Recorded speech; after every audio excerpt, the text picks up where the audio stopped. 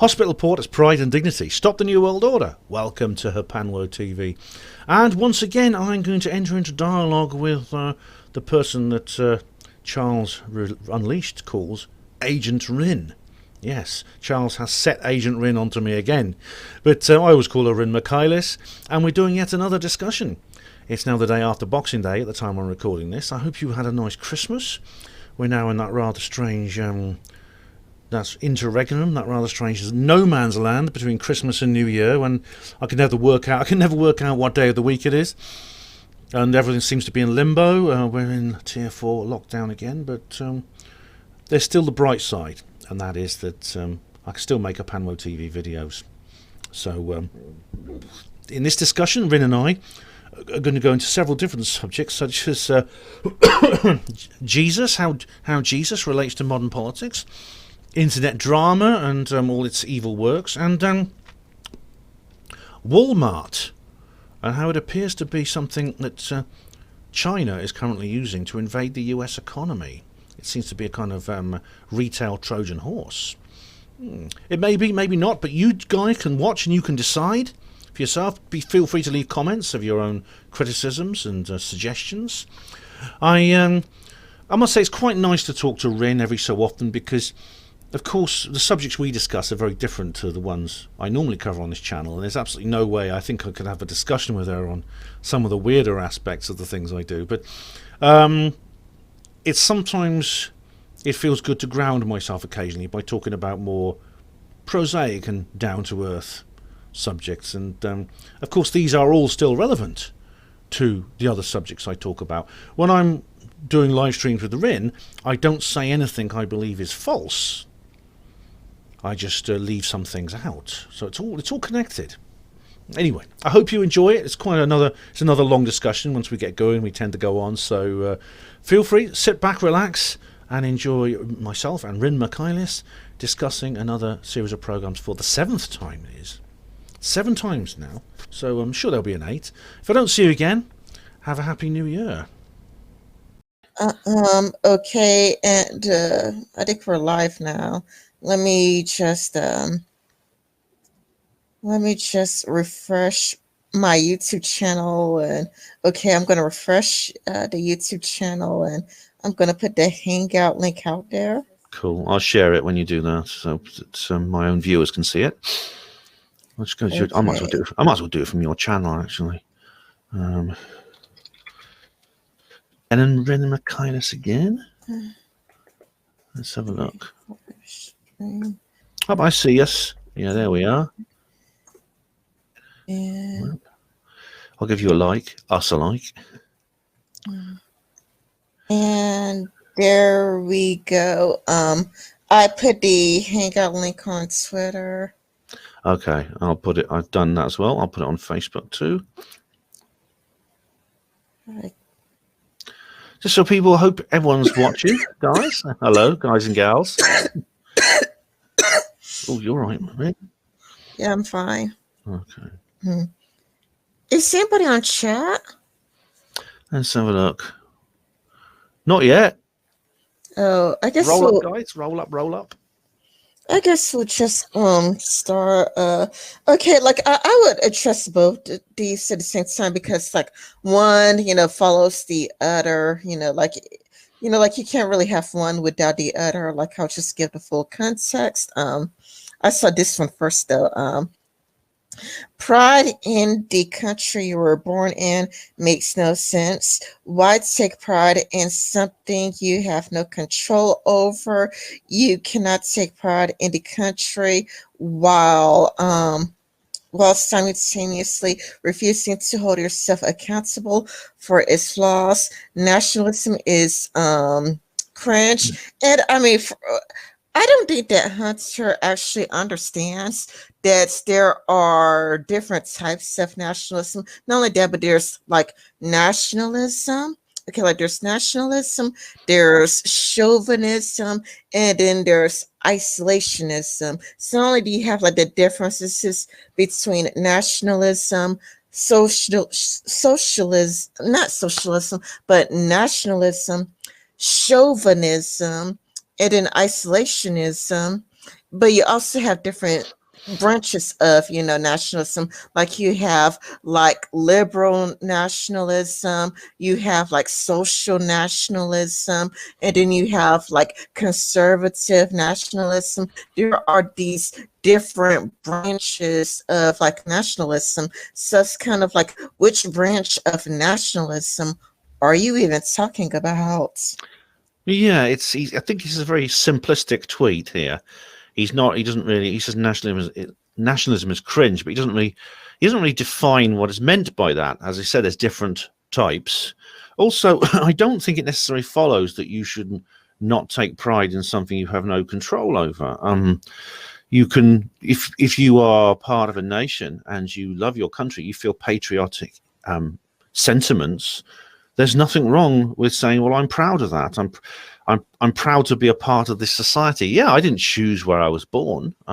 As Bill Hicks once, Bill Hicks, the great comedian, he says he was shouting at his parents from another world, "Do it in France! Do it in France! I love French food." But it's true, you don't have any control over it. But being born into this country, I have learned to love aspects of it and want to do the best for it. That's Britain, where I live, and United States of America, where you live in. But I don't know where Hunter comes from. But Hunter is also from the United oh, he States. is too. Yeah. But at the same time, I don't. Who is not holding anyone accountable for our flaws? I mean, I know there are some people who do see their own country through rose-tinted glasses and tend to look down their nose at other nations and tend to see the opposite, see all the bad in it, and maybe that's a form of chauvinism, as you define it. Chauvinism is the dislike of the other, the belief that your own nation's better than any other. Yeah, But I mean, I don't. It sounds like Hunter is actually criticizing chauvinism instead of actually criticizing nationalism. Not only that, but there's like different types. There's like, social nationalism, there's liberal nationalism, there's conservative nationalism. It's so simplistic. Like, it's kind of a lot like he doesn't really go like which nationalism. And again, it sounds like he's talking about chauvinism, because like chauvinism is kind of like when you like look down on other countries. Or I mean, I could pull up the Wikipedia link, later if you want. Like I could pull up the Wikipedia like after we get through talking about it, I could pull up the Wikipedia link to chauvinism, or you could just you could pull it up and I could try to switch screen share to you. I will do that in a second. But I just wanted to point out that I'm well aware that my own nation is not perfect, and it has flaws as well as it has features that I think are flaws, and it has features I think are complements, something that I think it has in its favor. I certainly don't look down at other countries. I'm not a chauvinist. I mean, this is something that the Remoaners, the people who backed the Remain vote in the EU referendum, always accuse people like me of. I'm a Brexiteer. I supported to leave the European Union, and I'm often accused in that sense of being a chauvinist. In other words, thinking Britain is better than any other country, and so doesn't want to be a part of this European empire that we used to be a part of. That's absolutely false. I go along with the idea, love Europe, hate the EU, and there's absolutely no way on earth that I would want to do anything except maintain a cordial relationship with the European Union member states. And I think our countries are currently trying to do that. The only people who are trying to mess it up now are the Remainers, who just want to sabotage the entire process. That's been a big British political issue there. But you also find out that nationalism is a slur word. It's a nasty word, which it's often associated as a synonym of racism and things like that. Well, and it tends to be. Well, that's the faults of people like Lauren Sutter, and I would say like to a certain extent like Lauren Chan, like Lauren Sutter would be like, I'm a civic nationalism, and then she's like in a live stream with a bunch of alt-writers, and then not only that, but she had like, what's it, No, I'm getting Lauren Southern confused with Lauren Chan. My bad. It's like they're both are named Lauren. It's just like I just get, those two people confused because not only do they have the same name, Lauren, but they also, behave in a way that I view as similar. But it's kind of a lot like, it's like, like I don't know, like wasn't Lauren Southern like wearing a shirt that says like 1488, I think. I can't remember. Lauren Southern's been quiet for a long time. She sort of made a comeback for ages. Hello, David. Hello, David. Splendid isolation. Yeah, Lauren Southern has made a bit of a comeback lately, but she's, I suppose, is she a civic nationalist now? There's so many. There's I alt-right and noticed she alt-right. used to hang out with the all right. Not only that, but she had like a video like about race and IQ. Oh no, wait a minute. No, she didn't. Wait a minute. Let me try to remember. It's been a while, but I do know. Okay, my memory is bad because Lauren has been, like you said, she's been quiet for a long time. So she kind of like faded into like irrelevance. Like nobody was talking about her anymore. Nobody was like really thinking about her anymore. So for a prolonged period of time, I just haven't really given her a second thought. Like I kind of like moved on with my life. So it's kind of like I don't remember things the way I used to because I kind of like when you drop out of when you drop off the internet, people just kind of move on with their lives and stop talking to you, stop talking about you. The only time people would come back to talking about you, it's like when you come back and then everything resurfaces. However, I do know that recently a person on Twitter called Know Yourself, or I think that's his name, he posted like a screenshots of Lauren Southern calling herself alt-right. I do know that Lauren had like Alexander. He had like a weird last name because it's like Russian. And like you could tell that Lauren Southern like is supportive of the alt-right because it's like you put like on YouTube like Lauren Southern interviews Alexander, and then it's kind of a lot like like her face like lights up like a kid in Christmas when she talks about the alt-rights. It's like, what do you think about the alt-rights, and do you think that the alt-right is like paving the way for the future and whatnot? And then now she's like trying to distance herself from the alt-right. But this is the criticism that like Richard Spencer had of her, because I do know that I talked about Lauren Southern on my channel, and it's kind of like I know that I used a clip of Richard Spencer talking about her, where Richard Spencer's like, it's kind of a lot like there's a time when the alt-right was popular to talk about, and she just wanted to like dip her toes in it, but then she wants to have a leeway when leeway around to go like, no, I'm not all right. Like, no. Like she wants to be able to just, I don't know, circle around it, put her toes into it, but to still have some of that positive deniability. It's somewhere on my channel somewhere. All right. Was it Alexander Dugin she was interviewing? Yes, Alexander Dugin, like he's like a national Bolsheviks, I think. No, not really. No, he's developed what he calls the fourth political theory, which is Yeah. opposed to fascism, socialism, and what's the other one? Liberalism or something like that.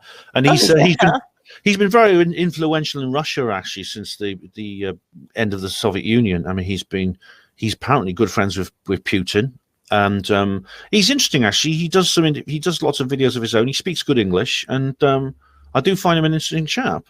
But he's certainly not alt-right, I wouldn't say. But my terminology is. I wasn't calling him alt-right. Right. I was saying that like when Lauren Southern interviewed him, she brought up the alt-rights. I think he actually denounced the alt-right, if I recall correctly. Like in the interview, I think he denounced the alt-rights. But Lauren Southern, she brought up the alt-rights, and her eyes were like glittering and she looked like a kid in Christmas. She spoke about the alt-rights in a way that was like very positive, I thought. Yeah, David says Lauren came out as a centrist, a fence sitter.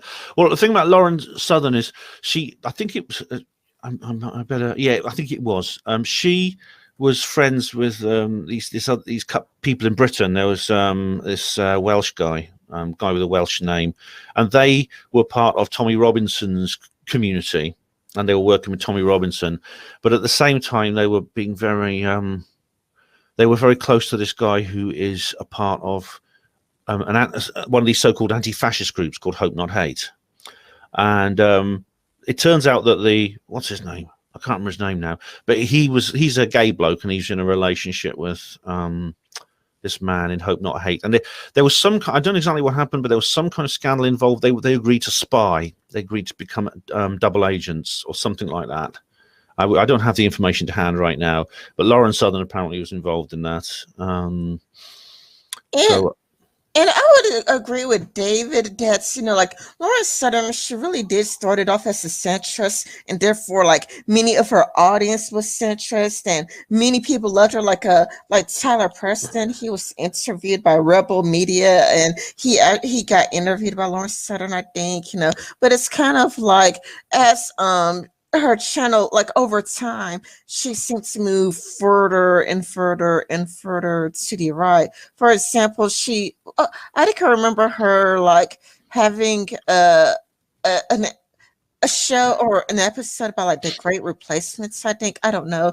It's just that it's been such a long time that it's kind of a lot like, you're not going to remember something that happened years ago, but I do know that I made a video about Lauren Southern. It's like I would have to rewatch the video I made about Lauren Southern, because like, it's kind of like, it was like a video essay that I had on Lauren Southern, where I used like various clips from what she said and whatnot, but it's like, as time goes by, I'm not going to remember, because she kind of dropped off the internet. Like, I think she took a break from the internet for a year. And I thought she said that she was going to come back. So people were just kind of like moved on with their lives. It's kind of like, oh, you're going to drop off the internet, you're going to like disappear. It's like, well, if you're going to disappear, people are going to naturally stop talking about you. And of course, like when you come back, then a lot of what you did is going to start to resurface as people dig through the archives of what you did. Yeah, she was on the. Was she there? No, she wasn't there, but she appeared on the trailer for this street protest that I went to called Day for Freedom, and she appears on the trailer along with Count Dankula and Stefan Molyneux and a couple of other people. And it was this very, very successful, very good-natured event in London that I went to, basically protesting against government censorship and things like that. It was mostly like Civnat people, but there was all sorts there. I mean, there were people of all races and things like that. I mean, it was a very, very nice, good-natured event, and she supported that. Then at the same time, she really annoyed the ethnats because she had a black boyfriend at one point, I think. That's a rumor I heard. I don't know if it's true or not.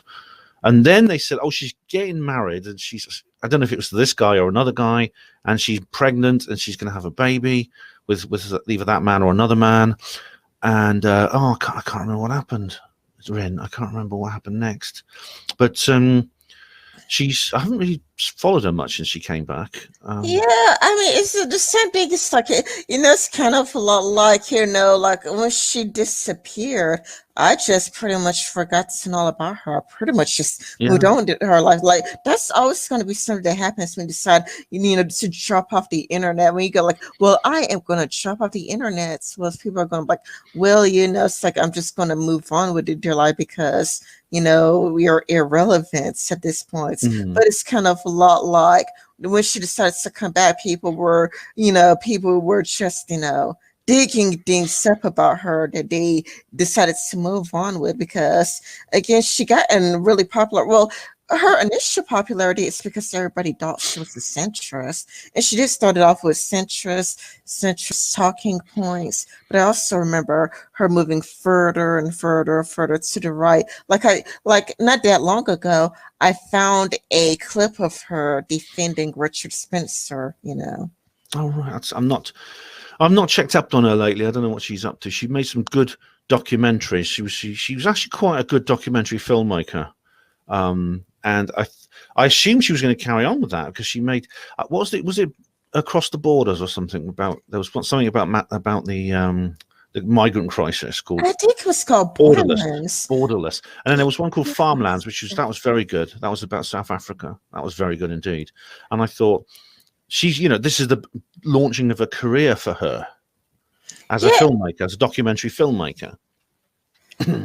Yeah, I mean, I know that she did a good job with the documentary, but it's kind of like it's why I mean it's kind of like why I thought that the left should have acknowledged that in South Africa that I don't even know how much I could say about South Africa because you know how YouTube is. YouTube censors things based off of bias, but it's just kind of a lot like it's kind of like, it's like if you do not talk about something or refuse to acknowledge it, then you cannot blame somebody else for acknowledging the things that you refuse to acknowledge. I'm putting it in terms that are very, very vague because YouTube is kind of like if you say the wrong thing, then your channel could get terminated. And, it's like you can't really bring race into anything, like if you try to bring up race at all, it's a really, really, it's a subject that you can't really talk about in clearer detail without risking termination. Unless you are like a verified blue check mark, like unless you have a check mark or verified and are part of the partnership program and have direct contact with YouTube and able to just talk about things. Well, I'm glad to say I don't have that at all. I don't have any blue check marks, and I don't want one. I'm a red X man myself. They can stick it. I'm not going to be a part of what they want me to be. So, but I know what you mean, Ren. You got to always sort of watch your P's and Q's whenever you're on YouTube. Same with Twitter, Facebook. It's annoying, but I think so far we've been all right. We've been talking about Hunter Avallone, and we're just analysing what he's saying.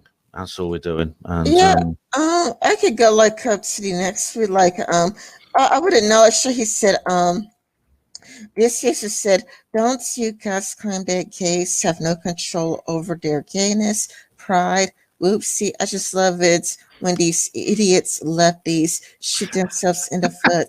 But I guess it doesn't matter when you don't care about being logically consistent." He says, yeah, I made the exact same argument repeatedly. Taking pride in being gay, black, white, whatever is dumb. Just like nationalism, it's not 10 accomplishments. I'm not a leftist. The only idiots here is you. But the thing is, he comes across that way. And the reason why, he comes across that way is because on Twitter, the number one group he picks the fights with are conservatives and right wingers, He sounds to me. You don't really see him picking up fights with the left. You only see him picking up fights with the right, being antagonistic and hostile towards the right.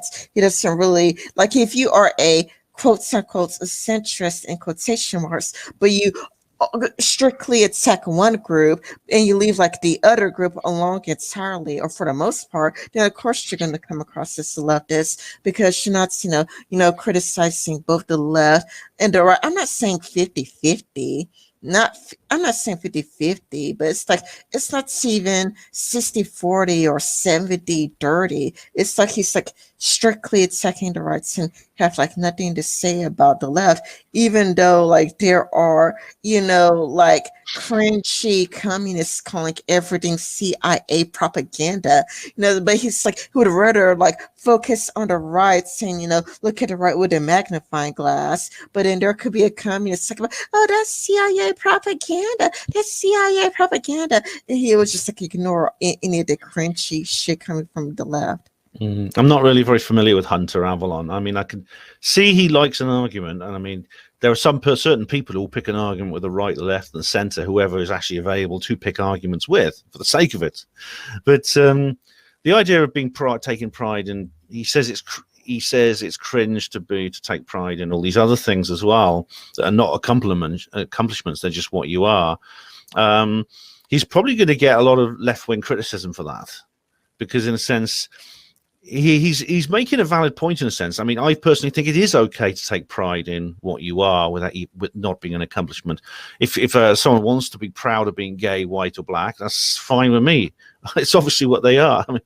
I mean, I'm proud of what I am, and in all different intersections. However, it's obviously some of the left are going to attack him for this because essentially they quite like having double standards. They quite like taking identical ethical equations and pretending that one is very different to the other.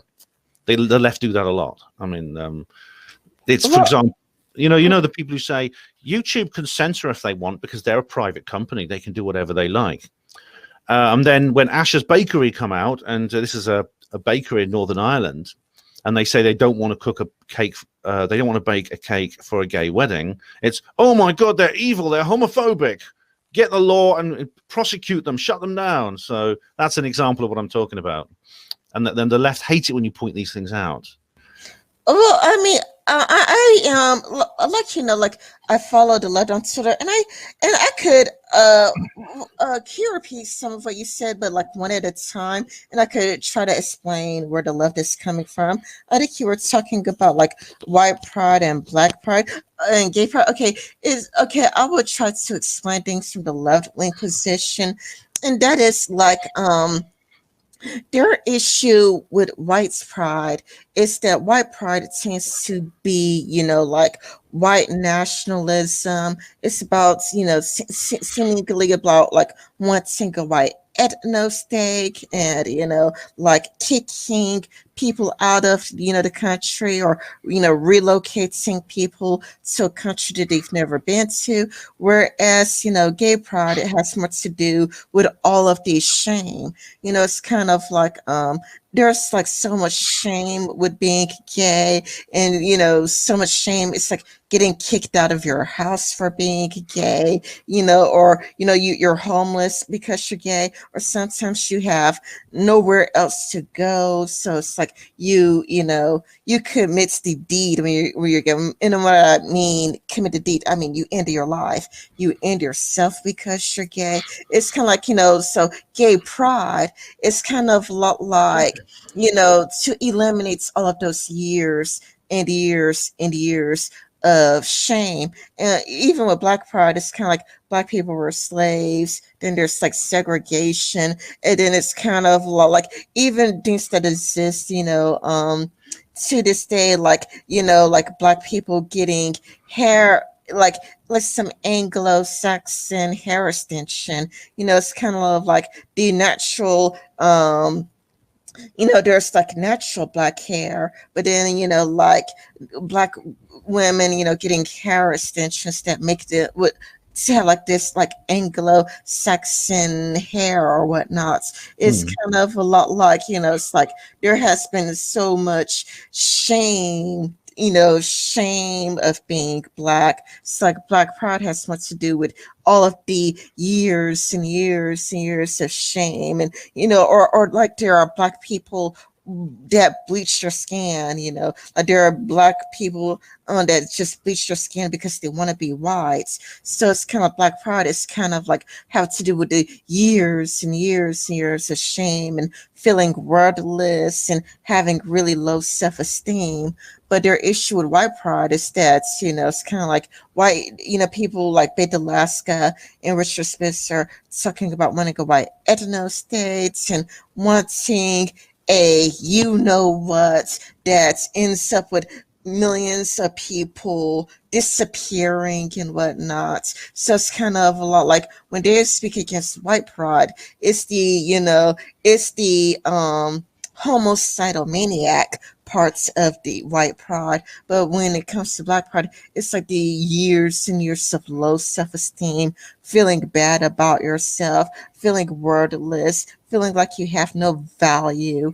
And the pride is closer to like a self-esteem boost, like I have worth, I have value, my life does have meaning. Yes, I see what you mean. I know that's the attitude that they have. I mean, what's odd is that when you get to the extremes of all these of both white and black pride, you find something very similar. This is, I think, why the Nation of Islam and people like Muhammad Ali and what's his name, Louis Farrakhan, got on so well with people like George Lincoln Rockwell and the Ku Klux Klan. They actually came up with a joint constitution for a future America by splitting it into two ethno-states. So I think you can find quite similar attitudes at the polar ends of both white and black pride. That yeah, I mean, if anyone's there, of course there are homicidal maniacs in who say they're in favor of white pride, but I mean, there's a few that I think you'd say the same for people who are very, very extreme on it when it comes to black pride. I mean, we've got one who lives near me actually called Sasha Johnson, and she's the leader of Black Lives Matter UK. And she says things like, she said, no reconciliation, no retributions, you will be slaves or something. She says, white people will be our slaves or something like that. I think some of the people who say they're into white pride, it's just people who want to protect themselves from that kind of thing, a kind of indiscriminate revenge, and or simply a reversal of the original situation. And indeed, if you go to universities and places like that, and even movies and TV, they seem to be encouraging that idea. There's a lot of TV programs and films, I would say, encourage white guilt. Yeah, it makes me feel, it makes me cringe when I say that. I mean, I personally wouldn't want to live in an ethno state myself. I wouldn't order, if I lived in an area, I would not insist that people of different color from me were forcibly moved out. I wouldn't.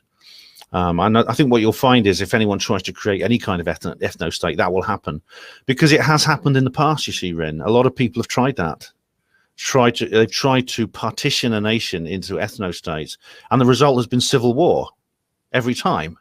In some cases, for example, in what used to be Yugoslavia, it was really some of the worst violence that Europe has ever seen. Yeah, I mean, that's the reason. I mean, I did think that the problem is the word pride, and it has like different meanings to different people, you know, like it's like the nationalism shows chauvinism in and was it isolation thing. I guess like when people say pride, you gotta like define pride. Like, what do you mean by pride? You had to be a lot like you had to ask them. You have to ask people like which definition of the word pride that they're using. Like, are you saying pride to the point of wanting an ethno state, or are you talking about pride because it's kind of like you felt, like when you look at gay pride and how gay pride, it has more to do with all the people that got kicked out of their homes for being gay, and all of the people who ended their lives for being gay. And it is gay pride has more to do with, like all of those years of shame. It's like, you know what?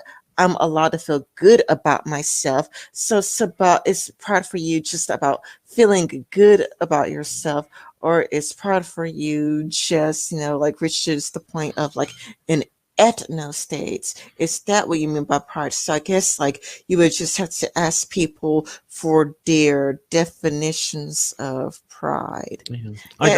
And who knows, like maybe like we should just find a word other than pride. Like maybe there's a better word like for like if you mean like something like really, really dangerous, it's like one word. But if you just mean like, I don't know, like you just want to have like high self-esteem, just like, like I deserve to have like, I don't know, I deserve to be able to, feel good about myself, or to have confidence in myself. I don't know. Yeah, maybe a different word is a good idea. I mean, it's you see, like I've not heard of any situation where someone has been kicked out of their home for being gay with anyone I know. I mean, my brother is gay, and he knows a lot of people in the gay community.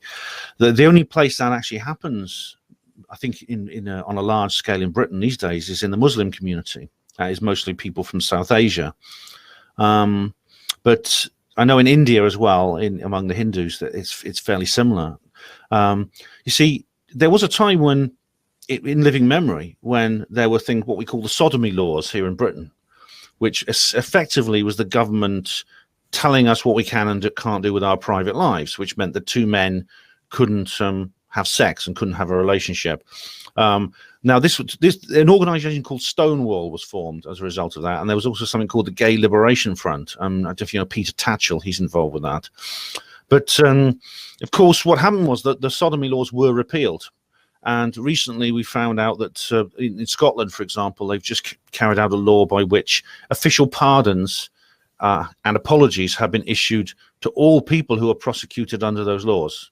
So even though the law's been repealed, you can still get an apology and a pardon for being a part of it. And that's that. I mean, I actually encourage that. I actually endorse that. I'm not in favor of the government dictating a person's private life. I have absolutely no interest in other people's private lives at all, positive or negative. It's their business. What I'd like to say though, at some point, I'd say that at some point you've got to look at what the changes you've made and look at what's happened since then and say, okay, is this enough? Have we, now the sodomy laws have been repealed, everything else has been, these other things, the apologies and the pardons have been given. Yes, it was a horrible thing that was done, and you can't change what's done though. Is this enough? Can we say now that the scores have been even, so we can stop whatever we're doing and consider it mission accomplished?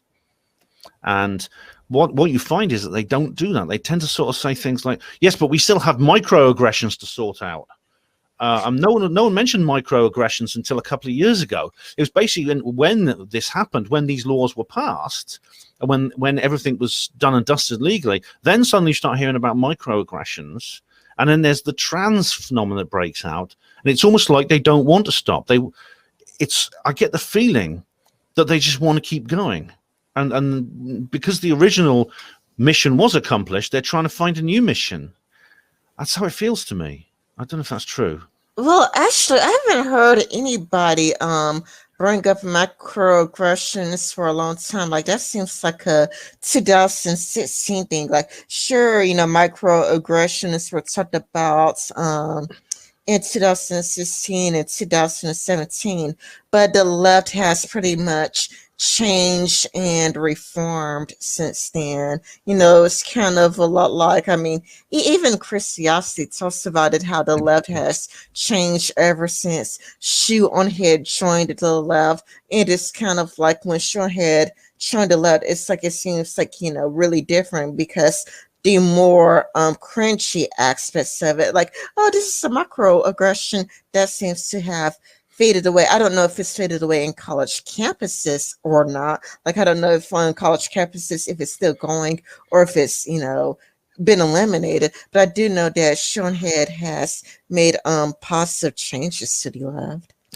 Yeah, I'm not sure what I found. Well, I'm not sure that's what's actually happened. But you're right that it seems to have, there's been a kind of like reassessment of the whole thing. I think when it comes to the 2016 ideas, that's kind of like been reassessed. And there's characters that have emerged, like Shu, who essentially consider themselves part of the left, but are now question it. I mean, Shoehead has gone through a lot of permutations, shall we say, because her early videos were pretty much standard MRA stuff. And then she moved into different areas. Then she started supporting Bernie Sanders. But then she's rather like Vorsh and several other people who, they say they're part of the left. Hunter Avallone actually sounds like one of these people a bit, actually. They say they're part of the left, but they come out with a lot of what's called class reductionist kind of material, bordering on civic nationalism. And then they get slagged off by people like Christy Winters and Kevin Logan, who are much more kind of like mid-20-teens kind of leftists. So there's a kind of division within the left now. Actually, like, when I was watching Hunter Avallone with Tim Pool seemed like to be like further to the left than Hunter Avallone. But I never saw it. I saw you tweeted about it, but I never saw the actual debate, because that would have been quite interesting. I think that it was interesting because you can tell that Hunter Avallone is so ignorant. Like, I just watched. It's kind of like like Tim Pool looked like the adults in the room, and it's like, Hunter Allen looked like a naive, ignorant, like teenager. You could tell that like Tim Pool like knew more of what he was talking about as opposed to Hunter Avallone. Like, I mean, it's kind of a lot like, it's like, I don't know, like Tim Pool was like holding Hunter Avallone's hand the whole entire time. I don't mean that literally, like literally he never touched the guy, but it's kind of a lot like you used to see at Hunter like looking naive, ignorant, just like asking Temple lots of questions, and Temple is just like being there, like being the daddy, and it's like, don't worry, I'm here for your son. I'm here to answer. Papa is here to answer all of your questions. It sounds good. I'll have to watch that now. I'll have to watch it. Hello, Professor Platypus. How are you? Yeah, it's but it's interesting when these people say certain things that seem they almost like they make tweets and things like that, and they want people to give indignant replies, like what he said about Jesus, what you've got here, what he says about Jesus. Yeah, it's kind of a lot like it's just really funny. It's like so cringy, and it's like so pathetic, It's like Jesus was conceived out of wedlock, and it's like with God. I mean, if I recall correctly, he had a more like quote tweets. Like he had a bunch of, look at all of the quote tweets. Look at all of the quote tweets. Look at all of the people making fun of him. He is so cringe. Okay, it's like, okay, Jesus was conceived out of wedlock with God. Yeah. How is God Almighty supposed to get married to Mary? How is that supposed to be possible? Like, how is God supposed to, like, is God supposed to come down from heaven, and which human's gonna marry like Mary and God? I mean, it's like he was conceived, yeah, with God. He has two dads, and it's like that is really disingenuous, because anybody who goes to church all of their life would say that there is your earthly father, and then there is your heavenly father.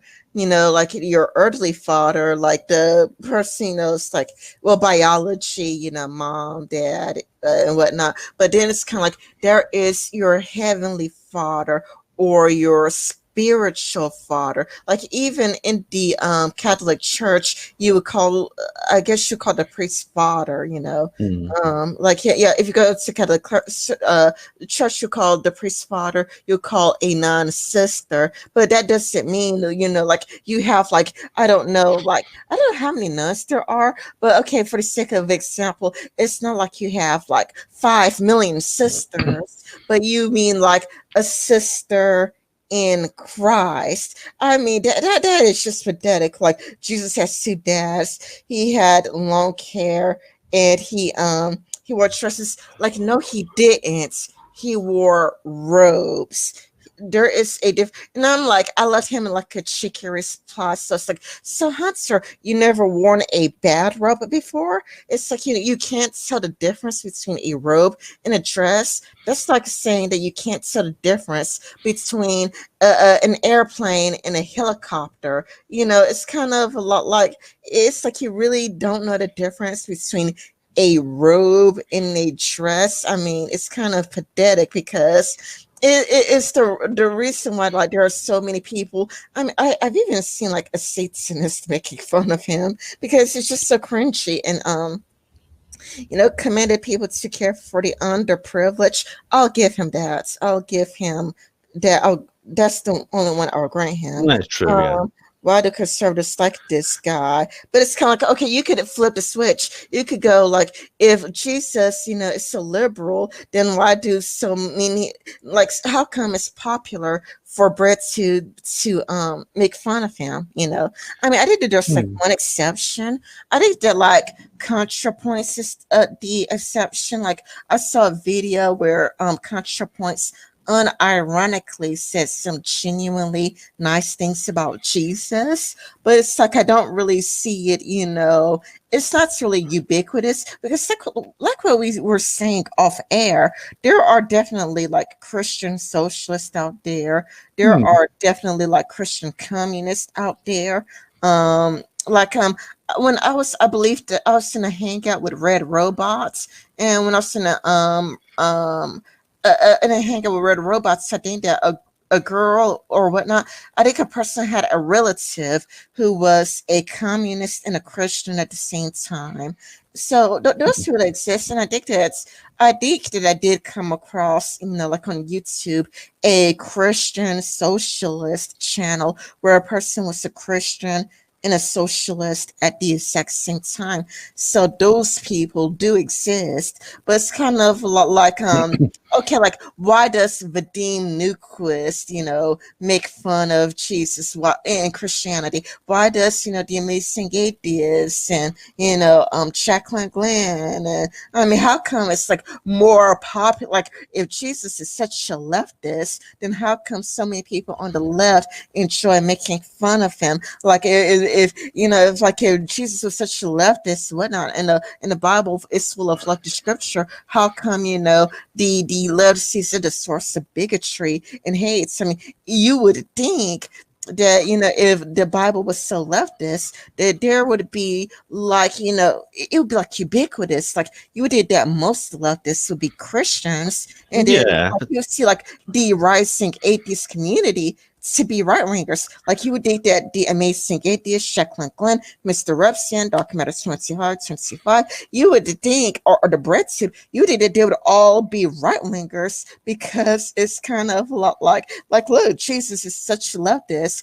Or Hunter could admit that he's being like very disingenuous, and like even like a Satanist. I saw Satanist. it's odd though, isn't it? Really, it is an odd question actually that Mhm. the left tends to be atheist and the right tends to be more. Well, not all of them are Christian, but as for Vadim, I mean Vadim Nuquist, he's I must say first of all he's very funny for a raving commie. He's really funny. He's really amusing and a great comedian, but it's a weird thing. I mean, the title's such a sister father in the church. I mean, I'm a lapsed Catholic as well. I mean, I kind of so I'm sort of familiar with this sort of world. I suppose they're just titles, but in the Nicene Creed it says, "Our Father who art in heaven." That's how it begins, doesn't it? God the Father. It's the Trinity: God the Father, God the Son, God the Holy Spirit. But just going through this, I mean, you could actually turn Hunter's. You could turn what Hunter has said here on its head and say, why do liberals not like this guy? Yeah, Because, yeah, like, I mean, it's kind of like if you could see like why do conservatives like this guy? Then it's like, okay, why does like the Amazing Atheist, Jacqueline Glenn, Mr. Repsian, Dark Matter 25, Vadim Nuquist, how come they all hate the guy and dismiss the Bible as homophobic? And not that, but Vadim Nuquist is not a communist. Vadim Nuquist is a SOCDEM, a social democrat. oh, right. Apologies, Vadim, if I called you a commie. All right. But, there are exceptions. For example, there's a very infamous one called Hewlett Johnson. I don't know if you've heard of him, but he was actually the Dean of Canterbury, which is like a very, very senior bishop or cardinal sort of ranked priest in the Church of England. And he was nicknamed the Red Dean of Canterbury because he was a fellow traveller. He was a fellow traveller of Marxism, even though, of course, he was Marxism, essentially atheism, but he still was a kind of fellow traveller of it all. And he was very keen on socialism. He spent a lot of time in the Soviet Union, and he was called the Red Dean of Canterbury. So there are other exceptions as well. I mean, there are people who somehow have found some kind of synthesis out of Christianity and socialism, which I think is based on this. You're right. There should be more people. You'd think more people would actually do that. Yeah, Because it's true. Jesus did preach a lot of socialistic ideas. He even said, for example, he was there was a scene where he had the coin. He held up the coin, which was a Roman coin, and he says, "Give unto Caesar what is due to Caesar," or something, which has been interpreted as a justification for taxation, which of course the leftists would love. And I mean, it's kind of like I have seen somebody like make like a genuine arguments on Jesus being a socialist. Like I've seen what's the channel, School of Life? I think School of Life made a video about, Jesus, like made arguments about Jesus and socialism and Jesus condemning capitalism. I think I've seen that before.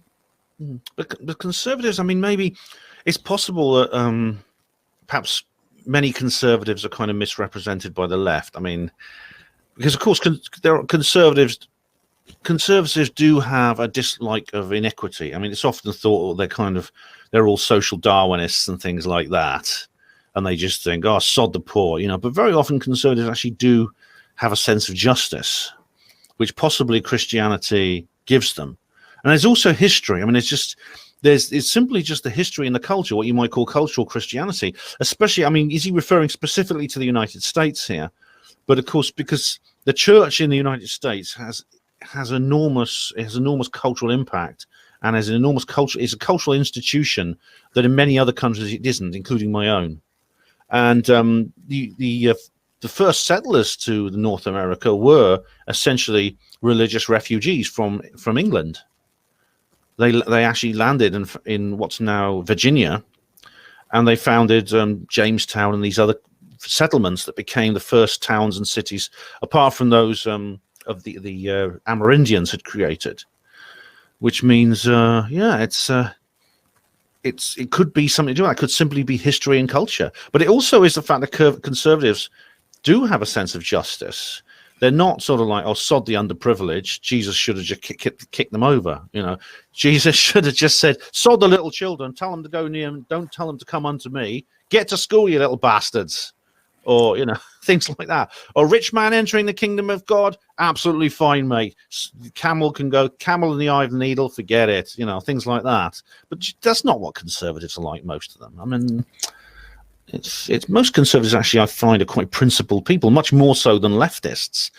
Although I'm sort of a centrist myself rather than a conservative. I think I prefer conservatives to leftists most of the time. What was I gonna say? I forgot. Sorry. Well, it's just that, like, it's kind of like when you go off on a tangent, it's kind of like how they, I'm going to respond to this part, but when you go off on a tangent, it's kind of a lot like I would just like lose my spots on the thing that I'm going to reply to. Oh, sorry. I mean, I actually have like a little bit of paper and a pen. I sometimes write things down, or I type on a keyboard, just to remind myself, But I don't really like write things down at all. That's the reason why I try not to go on tangents. But I probably do though. But I do remember that a Satanist did reply to so like this guy, he's actually a Satanist, and it's like I was raised in a strict evangelical family. Most Christian conservatives definitely haven't read the Bible and follow dogma based on what their churches teaches. They want to feel good about themselves without actually having to do anything, and that is engraved within Christianity. And I had to follow him. I just had to give this guy a follow because it's kind of like Hunter's being owned by a Satanist. You look a bit like Sticks Hexenhammer. I just thought that was hilarious. Like, oh yeah, like Hunter, how does it feel that a Satanist on your ass about Christianity? Oh, right, Pate. I'll have to look him up. He sounds quite interesting. But it's when I think what he said actually is actually possibly quite true. That it's got a lot to do with the herding instinct. People, as I say, they haven't read the Bible. I mean, I don't know if they haven't read the Bible. I know that they have Bible classes and things like that in many churches. I mean, sometimes the Bible is the first thing you ever read. But following dogma, I can well believe that if you're born into a community, Sam Harris makes this point. If you were born into a very religious community, the chances of you adopting a different religion or no religion are very low, simply because you'll need to fit in, you'll need to have social cohesion with the community you're a part of, whether it's Judaism, whether it's Islam, whether it's Christianity. So that's a good point he's making here. But I don't think he's being completely fair. I mean, not read the Bible. I mean, I read the Bible. I mean, I went to like a secular state school, but we still read the Bible. We read Bible stories. I can imagine kids go to Sunday school and things, don't they, Rin? I mean, Did you ever Actually, go to those? I did Pew Research. I'm not sure what I did. It was either Pew Research or Gallup that said that most Christians never read the Bible. Not only that, but there was actually, like a poll or survey or what have you that says that atheists tend to know the Bible better than most Christians do. Oh, right. Well, I don't know. Who knows? I mean, all I know is I've read it. It's got some good stories in. Actually, I did enjoy parts of it, but it's a bit of a mishmash. But we were talking yesterday about I don't want to drag you off on a tangent again, but there's some interesting quotes from the Gospels that we were talking about, weren't we? Oh yeah, we were talking about mammon, but mammon meant riches. Like mammon had to do with material wealth. That's it, yeah. Because it's if you get one of the more up to date types of translations, then this is all put in for you. But no, I don't want to drag you off on a tangent. If you want to carry on reading the thread, Yeah, I mean, we were talking, but I think we dealt with this, but though his bio is a bit cringy, it's like how many times do you have to say that you're Hunter Avallone? Not only is it like he's on Hunter Avallone right here, but he's like the official Hunter Avallone Twitter account run by his manager in quotation marks. All of the opinions of Hunter Avallone, this is really cringy. You do not seem to have Hunter Avallone 3 times. We get the picture. Not to mention that he's the type of person that, uses the search engine for criticisms, which I find to be really pathetic. yeah. What he says here, the guy you love to hate. Now that is something a drama queen will say. Yeah, he is a drama queen. Yeah. They people who go onto various threads and that, and they'll just post something which is the opposite opinion of everyone else's, whether it's left, right, or center. They'll just post the opposite opinion just to get a rise out of people, just to get angry responses. It's a very familiar type. He does that. He does that. He definitely does that. He just makes tweets just to get a rise out of people. It's the reason why I keep calling this guy a disingenuous grifter. I mean, it's kind of like if you want to follow a person who's to the left, you could follow better than him. Like you could follow like Social Equalizer, at least, Social Equalizers far more entertaining, or there are some people who are to the left that I find interesting to follow. There's like a person that I follow called like Know Yourself, and he's like to the left. Like there are people who are to the left that are like interesting to follow, but Hunter's like a cringy grifter, and it's like thank you like for reminding me of that, because it's kind of like people may be thinking that I'm going after Hunter because he's on the left, when really there are people on the left that are more worth watching. Like if you want to watch left-wing content, you're better off like watching ContraPoints, Unlearning Economics, Angie Speaks. There are people who are in the left that are worth a follow. Like, there's Social Equalizer. There is, like Christiosity. I think she's sort of following. Like there are people, who are, I would think, more worth it. There are people who I think are more genuine, like ContraPoints, Philosophy Cook, Unlearning Economics, Vadim Nuquist, or Christian's Cat. There are people out there I think like are more worth to follow.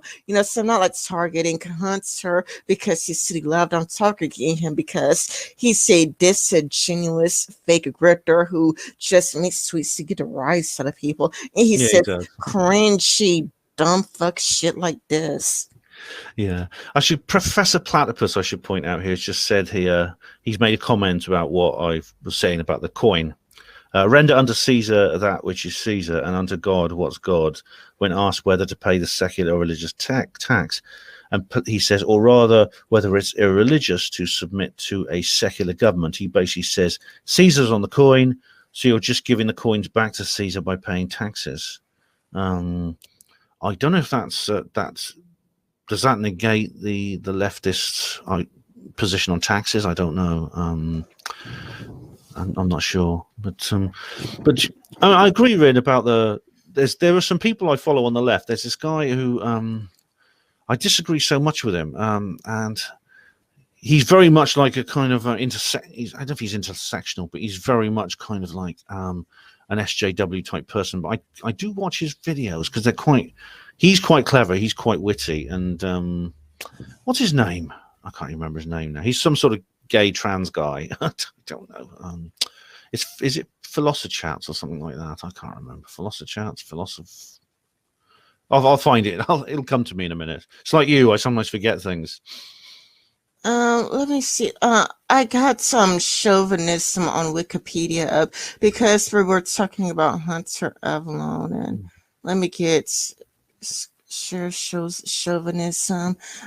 Chauvinism is the belief in the superiority or dominance of one's own group or people who are seen as strong and virtuous, while others are considered weak or unworthy. It can be described as a form of extreme patriotism and nationalism, a fervent faith in national excellence and glory. And it seems like, Hunter is actually complaining about chauvinism than nationalism, because, like I just read it for people up here, but there's different types of nationalism. Oh, and it actually goes over it, like a Wikipedia. Nationalism is often combined with other ideologies, such as conservatism or national conservatism or socialism, left-wing nationalism. This is what I mean, like, Hunter, what are you talking about? Left-wing nationalism or leftist nationalism, also known as social nationalism and referred to as national socialism or blah, blah, blah, blah, blah, is a form of nationalism based upon national self-determination, popular sovereignty, and social equality. Left-wing nationalism can also include anti-imperialism and national liberation movements. Left-wing nationalism stands in contrast to right-wing politics, and right-wing nationalism often rejecting ethno-nationalism to the same end, although some forms of left-wing nationalism have in practice include a platform of racism favoring a homogeneous society, a rejection of minorities, and opposition to immigrants. Now, there's also liberal nationalism. Let me just type it out. There's a lot here, but I could say that I understand this because the left do actually support some kinds of nationalism, but they tend to have a particular idea about what the proper nationalism is to support. For example, there was a bit of a scandal because some left-wing MPs in my country a few years ago said they supported the IRA, which of course is a nationalist group. It's a violent nationalist campaigning group designed to unify Ireland under the Irish Republic. That's what they want. They want all of Ireland under the Irish Republic, basically do away with Northern Ireland. And see, this is where you could say that this is a different kind of nationalism from their point of view, because they saw it as fighting back against imperialism. It was kind of an anti-imperialism nationalism, kind of like what you just described. You find that lots of anti-imperialist African movements were very much run by Marxists. I mean, South Africa, for example, when they fought back against the apartheid system, it was very much run by communists, and some of them were Christians like Mandela, but most of them were like Marxist communists of various kinds. You get that across much of the third world. You find that you find that a lot. There's this famous what's the name of the I can't remember the name of the guy. It'll come to me in a minute. But he's a third world Marxist who talked about who talks about this sort of thing, and he's become like a kind of almost like a blueprint for that kind of thing. He wrote something called Concerning Violence. I remember. I'll just look it up because it drives me nuts when I can't remember the name. While you're doing that, I will read out civic. Frantz Fanon. Sorry, Frantz Fanon. That's him. Frantz Fanon. Yeah. Sorry, Rin. It was driving me nuts. I couldn't think of his name. But yes. See, I should just tell you how you could tell the difference, right? I think they misunderstand the situation. the left very very much supported Irish nationalism in terms of the IRA Sinn Féin, yet they opposed Brexit, even though in essence the two are the same thing. This is why I say this is what I mean about taking identical ethical equations and making out that one is different to the other. Because if you look at the bare facts of the situation, Brexit is exactly the same. It's a nation state which is part of a larger empire that wishes to become independent. But then they say, oh, no, it's different because Britain's an imperialist power. Well, Britain's not an imperialist power anymore. Yes, but it used to be, things like that. Sorry, Rin, carry on. Yeah, liberal nationalism is a form of nationalism identified by political philosophers who believe in an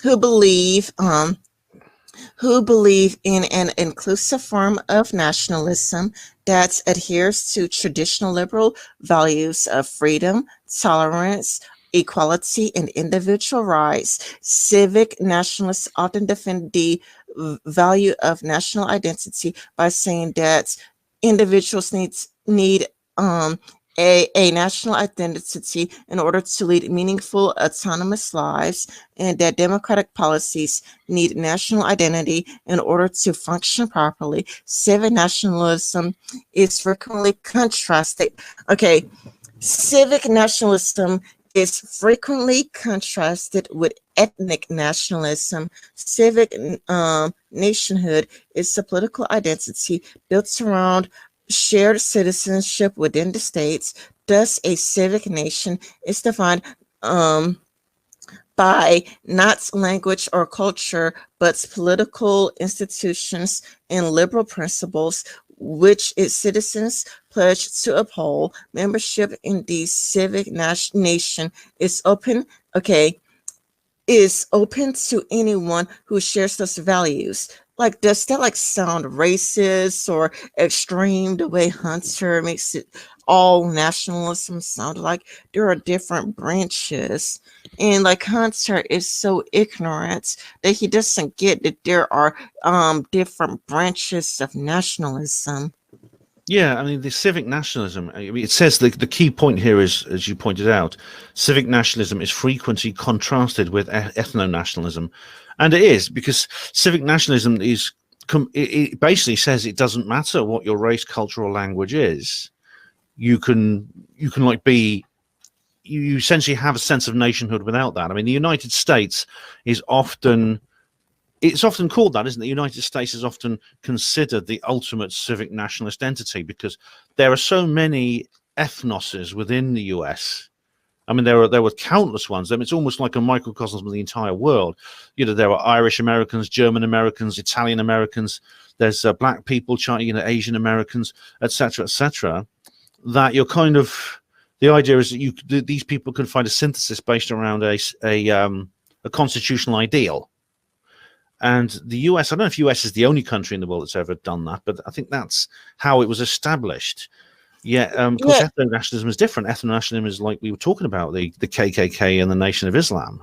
They're essentially ethnic nationalists. Yes, America is a civic nationalist country. So Hunter Avallone is like, I'm afraid and I'm terrified that my daughter would learn about nationalism in school, even though civic nationalism is contrasted with ethnic nationalism, and a civic nation is defined not by language or culture, but by political institutions and liberal principles, which is citizens pledge to uphold. Membership in the civic nation is subject to anyone who shares the values. So it's like when, Hunter's like, I'm so afraid of, my daughter learning nationalism in school. It's like he is conflicting nationalism with chauvinism, because it's kind of like America has been a nationalist country for a long time, but we have been a civic nationalist country for a long time. Yeah, I don't think Hunter needs to worry about his kid learning about nationalism in school. Nationalism, whether it's civic or ethnic, is considered pretty much wholly other at the moment in the education system. It's what you have instead. The prevailing the prevailing morality of the modern world in education and in the media and everywhere else is actually globalism, which is the opposite of nationalism, both civic and ethnic. It basically says that nations themselves are essentially an outdated idea and need to be subsumed into a new world order, which would involve really a single state around the entire world, and a singular political system, singular currency, culture, and things like this. In which case, there would be no place for nationalism within that. In a sense, nationalism is the anathema to that. Which is, and essentially, the European Union is really a globalist entity, because although it's called the European Union, it actually says absolutely nothing about Europe and European people. It's essentially it's kind of like a stepping stone to world government, I believe. So, if Hunter wants his kid taught this in school, that's absolutely fine. But I mean, luckily my little girl, she's grown up now. She doesn't go to school, but that's what they're teaching children at school now. They're teaching children that it doesn't matter what country you're from, not just what race or language you speak or anything like that. It doesn't matter what country you're from, because we're all citizens of the world. Well, I think that's related to America is in like a trade deficit with China. I mean, I can't go through because it's far too long, but this article is by the Economic Policy Institute, and it talks about the growth in the U.S.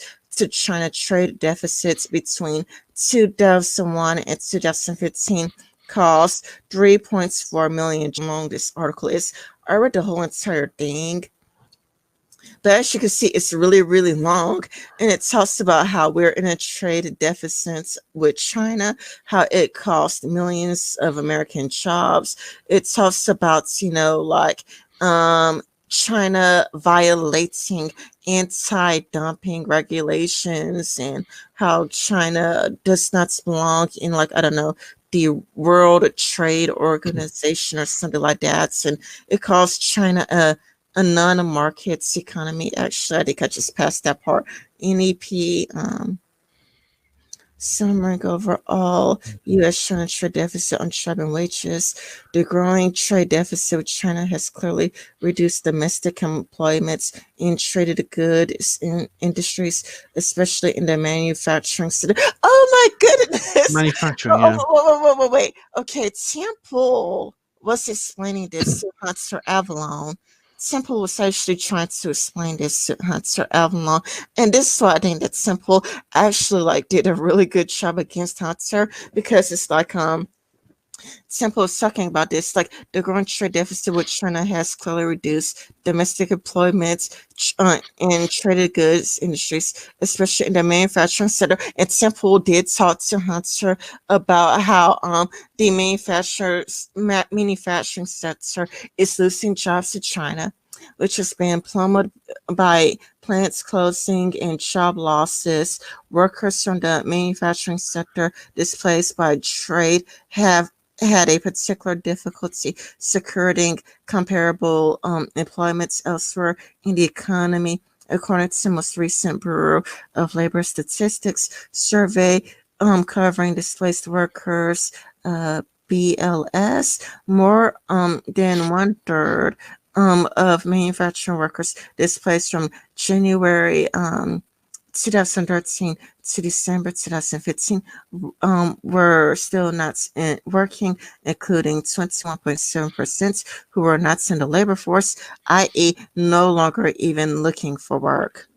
This is exactly what people were warning about years ago. I mean, all through the 70s and 80s, people were warning about this, because what happened, what was the genuine, I mean, it's a long time ago. I mean, I was just a little kid then. I don't remember it, but I know from studying history that what happened was, this happened in my country, and much of Europe as well as the United States, was that heavy industry was being closed down. It was all targeted. This is why you have what they call the Rust Belt. We have Rust Belts in Britain as well, across South Wales, across the north of England.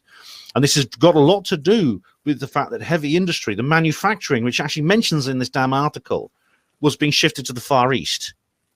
Not just China, but other places in that region of the world.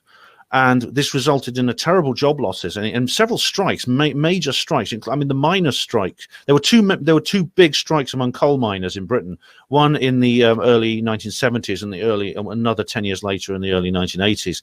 And it had a lot to do with the fact that the coal industry was basically being shut down. It's been they called it modernization, but it was actually being literally destroyed, and that coal was therefore going to be imported. And now Britain imports coal from Russia. At the same time, we had some incredible situations. For example, this came later in 2002, but Gordon Brown was our Chancellor of the Exchequer. He went on to become Prime Minister. But he was like a Chancellor of the Exchequer. That's the man who's in charge of the. It's like the Secretary of the Treasury in the United States. He's in charge of the finances of the country, and he actually sold British gold reserves to China for a discount price.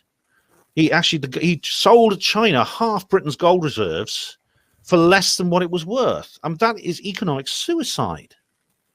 And now. Who has that kind of knowledge that you've just read out in this article? I've not read this article myself, but the summary it's a really like long. It's a long ass article. It's a really long motherfucker. But you gave a good summary. You gave a good summary. And how could anyone who read that think, well, it's obvious that was going to happen. This is going to be the effect. The fact is that basically these heavy industries are going to become completely entrenched in China and other parts of the Far East, and the US and Europe are going to be left with nothing, and of course that's going to cost jobs. Of course that's going to cause a trade deficit. They're going to tax him. There's going to be massive import and export duties and things like that. Why is this happening? Why do they do it? You see, this is why I think it's some kind of conspiracy. It was done deliberately. Call me a conspiracy theorist, but guess that's what I am. I mean, I just think that Temple did a much better job than Hunter Avallone. Hunter Avallone clearly had no idea what he's talking about. And so like I do actually have like citation to back up Temple's argument, mainly because I like read this like 2 or 3 weeks ago. So because I read this like 2 or 3 weeks ago, I actually know what Temple is talking about. Like when Temple told Hunter that tariffs are a good thing when it comes to China, and it's like like, wait a minute, doesn't tariffs cost jobs? No, it's like, no. And Temple tried to dumb it down for Hunter because there are things that Hunter doesn't get. But I would read this thing. It's kind of short. This section is rather short in comparison to the whole thing, so I'll go ahead and read the whole entire section. Policies that block imports and foreign competition.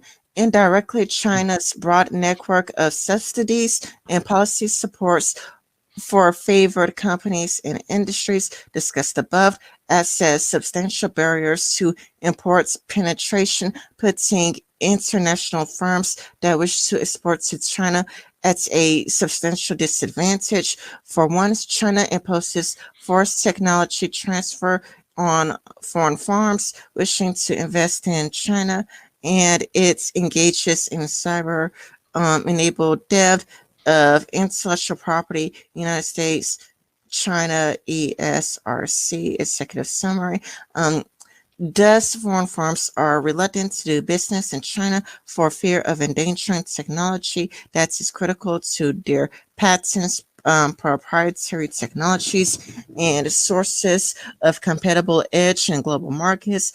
China also blocks or discourages imports via imports substitution policies. These policies impose tariffs, quotas, and other direct restrictions on imports, and explicitly favor Chinese domestic producers or of commodities that would otherwise be important, reducing demand for U.S. exports. China is also become less welcoming to foreign investors and imposes many restrictions on their activities. Its anti-competitive laws prohibit foreign participation, broad sectors of the domestic economy, and give preference to domestic Chinese companies. China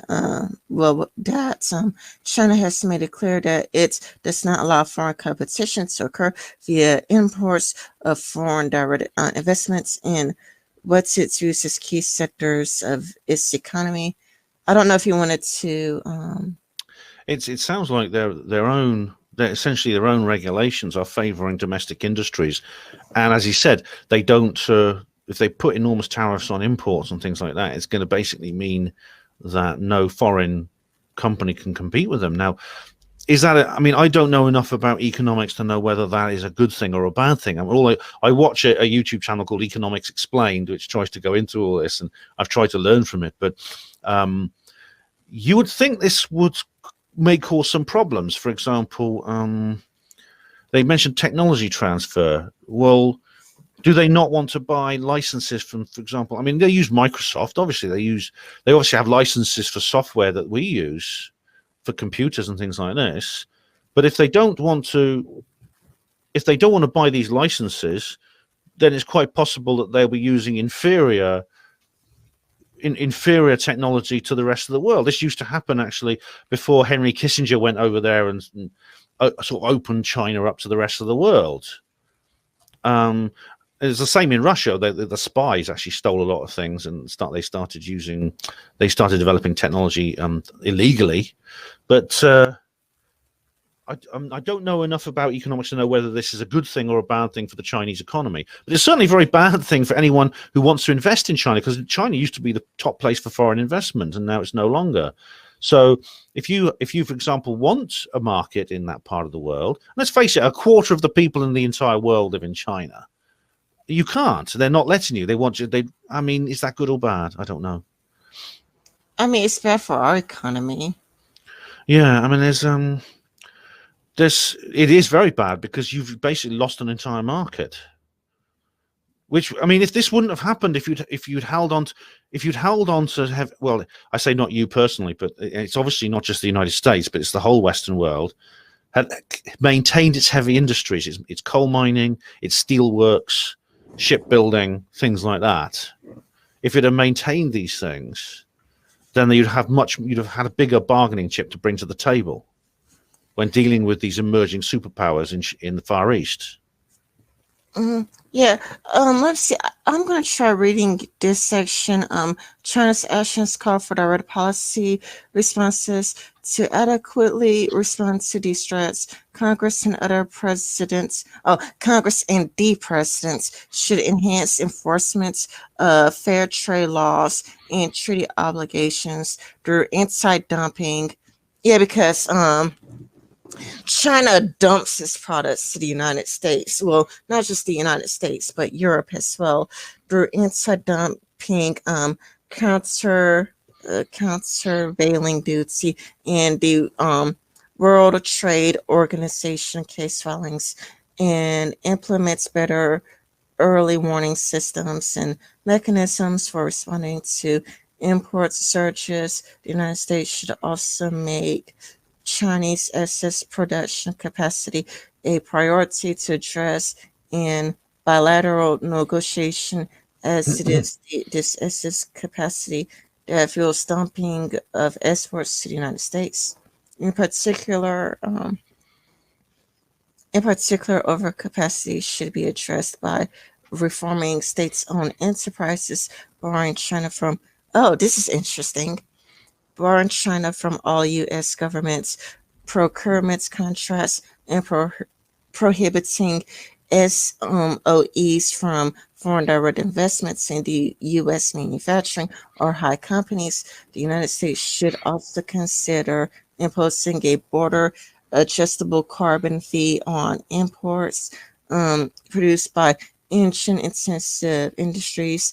In addition, World Trade Organization nations should also continue to treat China as a non-market economy. A non-market economy is also abbreviated to NME, in a fair trade enforcement, because granting China market economy status would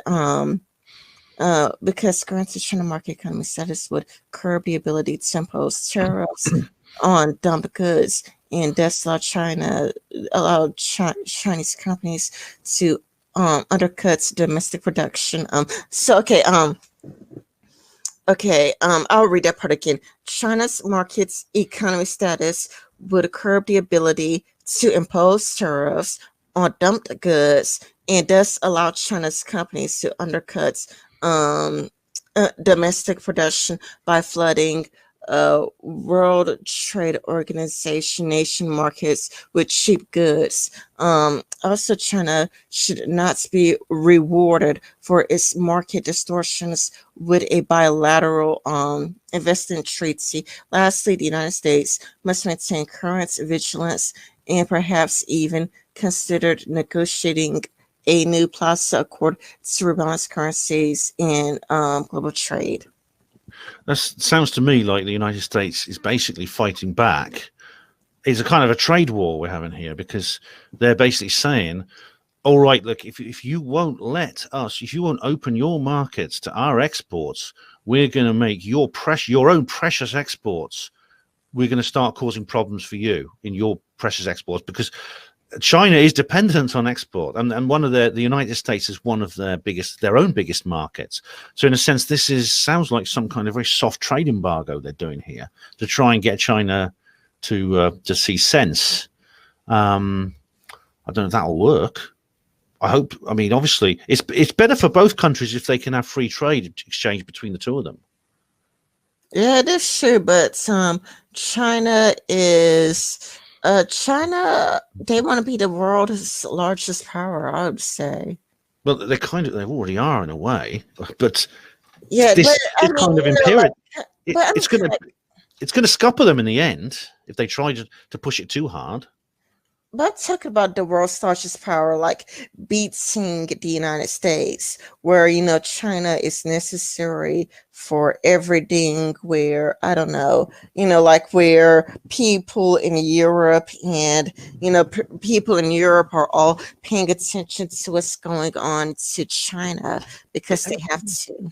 But everything, like, they don't even bother to label the goods anymore. But I remember they used to say made in China, made in China, made in China. Everything for the last 30 years has had that label on it.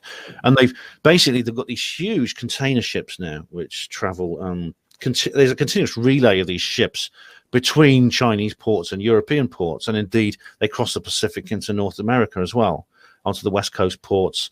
It's basically it's almost like they're feeding the entire globe with certain products, and their economy is dependent on that. I mean, they need to do that, and they need countries to play along with that, to import these cheap goods, because they are cheaper. I mean, this is the thing, they can produce things at a fraction of the cost. I think that's why this is how I think whoever it was who decided to shift this industry in this strategic way around the globe managed to sell it to a lot of people. They said, well, look, it's going to cut prices if you do this. If you agree to this, if you agree to destroy your own nation's industry and shift it, we can just import it much cheaper, and it's going to be better. I think that's how they did it when they first came up with that idea. But it's really not. At the end of the day, everyone's going to suffer at the end of the day, though, because of this sort of thing. Oh yeah, because I have a friend on Twitter. He is a tax collector, and he sends me like an article about like how what's Walmart and what China is doing is severely hurting the economy and costing American jobs. I could pull it up for you if you want. Oh yeah, of course. Okay, yes, it'd be interesting to see it. Let's see. Let's stop right here and let me go to pull it up and just get back to screen share. And let me screen share because it talks about how like what Walmart and what China is doing is costing. I don't know if you want me to read the whole thing. It's pretty short though. Yeah. I'm interested to hear what this person says. And they're like they're in the tax office, are they? Well, I mean, my friend who's a tax collector sent me the article. Cool. And it's the Walmart you don't know. I don't think it's that long of a read. But it's like Walmart priced. It's talking about pickles.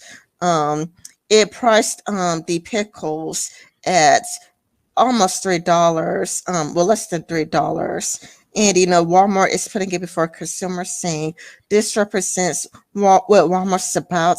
You could buy a gallon of pickles for less than $3, and it's the nation's #1 brand. It but Vlasic, they were trying to convince customers that they should pay premium for its brands, and Walmart is practically giving it away. Yeah, it's exactly the same here. Where if you buy supermarket brands, they cost so much less than the others, because the supermarkets basically now producing their own brands of almost everything, and they are charging less for them. Um, and it talks about the real story of Walmart's and its everyday low prices. It's a story of the pressures it does to other companies. Walmart is not just the world's largest retailer; it's the world's largest company, bigger than blah blah blah blah blah. Number two, then Home Depot in a year. It's yeah. In its category of merchandise, Walmart. Oh yeah, Walmart has no real rivals because it is almost a monopoly, sort of. But I mean, the competition it has is competition online, like Amazon and eBay. Yeah, that's especially now with the COVID-19. I mean, the online purchasers now are making so much out of this. Yeah, Walmart wields its power for just one purpose: to bring the lowest possible prices to its customers. And at Walmart, that goal is never reached. The retailer has a clear policy for suppliers on basic products that don't change. The price that Walmart will pay and will charge shoppers must drop every year. But what's almost no one outside of Walmart's and its suppliers knows is the high cost of those low prices. Walmart has the power to killing squeeze profit killing concessions from vendors to survive in the face of its price demands. Makers of everything from bras to bicycles to blue jeans have had to lay off employees and close U.S. plants in favor of outsourcing products from overseas. Well, that's exactly kind of what we were talking about, wasn't it? They're just basically they're importing stuff. Yeah, and it's kind of like what Tim Pool was getting at with Hunter Avallone. It's like, it's like Walmart. I mean, it's kind of like you could argue that everybody should get paid $15 per hour, but it's kind of like the problem is that China is practically giving things away, and when Chinese pretty much give things away, they pretty much puts Americans out of business. And this article actually goes into it. I mean, you even read it just there. That the cost of the prices. Walmart has the power to squeeze profit, killing concessions from vendors to survive in the face of its price and demand. Makers of everything from blah blah blah blah blah have to lay off employees and close off its plants in favor of outsourcing products from overseas. Of course, U.S. companies have been moving jobs offshore for decades, long before Walmart was in power. But there is no question that the chain is helping accelerate the loss of American jobs to which countries such as China. Yeah. Walmart, which in the late 1980s and early 1990s shepherded its claim by American, ironic now, has doubled its imports from China in the past 5 years alone, buying some 12 billion in merchandise and 22 that nearly 10% of all Chinese exports to the United States. Yes, it's all very well to say buy American, but can people afford? How many people can afford to buy American? This is the problem. This this is what's happened is one of the effects of this is going to reduce the cost of labor enormously. And I mean, in my country, the cost of labor has now got so low that they're basically, if you are now unemployed and you do job seekers allowance work, that is, you're getting a state benefit, you have to work to get it. So you're offered this benefit if you do they call it voluntary work, basically unpaid work in some kind of in a shop or something, usually in retail. And to me, that's extraordinary. It's, you see, I mean, when the reason slavery was abolished was not because people suddenly developed a heart and they realized it was unethical. It's because the cost of labor rose to the point where it was no longer economically necessary, or it was no longer the best economic option to have slaves because there was machinery. It was the Industrial Revolution. What's happening now is that process is reversing to the point where they're reintroducing slavery. What is slavery other than work which is for which an employee does not get a direct wage? And that is what we're looking at. We're seeing that, you know, there's 3 million of these people now in Britain that are basically civic slaves. And see, there was a time when you could actually buy, when you say buy American, buy British, buy German, buy French, you could do that because your own country produced these things domestically. They didn't need to be imported. There was no import or export duty. They could be produced sometimes locally. There'll be a heavy industry supply nearby. There'll be a bicycle factory like the Raleigh factory in Nottingham. These are famous old factories that are closed down. And there'll be coal mines to provide energy and things like that. And every country had this infrastructure for itself. What's happened in the last half century or so is there's been a drive to relocate these various industries according to some kind of strategy. It's like a plan. They say, what, we're going to put coal mining here, and we're going to put car manufacture there, and we're going to put service industries here. Europe and America, they can have the cheap service industries. We don't want them. The profitable stuff, the heavy industries, that's all going to China. Now, who decided this? Who started telling individual countries what products they could and could not manufacture? Because that's what's happened. These industries have been distributed across the world by somebody for some reason. One way to think of Walmart is as a vast pipeline that gives non-U.S. companies direct access to the American market. One of the things that limits or slows the growth of imports is the cost of establishing connections and works, says Paul, the Princeton University economist. Walmart is so big and so centralized that it can call at once hook Chinese and other suppliers into its digital system. So when you have a large switch to overseas sourcing in a period quicker than under the old rules of retailing. So this is essentially Walmart is acting as some kind of economic Chinese colonial power. Yeah. That is worrying, isn't it? Everyone should be worried about that. Yeah, because I mean, this article is going to tell you the negative side effects. 25 North Carolina supply yarn, textile finishing apparel makers, half of which supply Walmart's Carolina mills, grew steadily until 2000, but in the past 3 years, as its customers have gone either overseas or out of business, it has shrunk from 17 factories to 12, and from 2,600 employees to 1,200. Dublin's customers have begun to face the imported clothing sold so cheaply to Walmart that they could. Customers have begun to face imported clothing sold so cheaply to Walmart that they could not compete even if they paid their workers nothing. Oh my goodness. See, these poor people, this is like a local business. It's Carolina Mills, it's North Carolina company, and it's probably been there for like 200 years or something.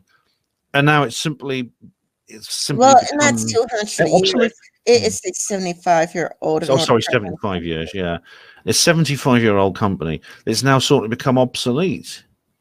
And I think if this carries on, what you're going to find is that there'll be nothing in certain countries such as Europe, North America, other than consumers of cheap goods from like China and places like that, the Far East of various kinds, mostly China, but Taiwan and other places.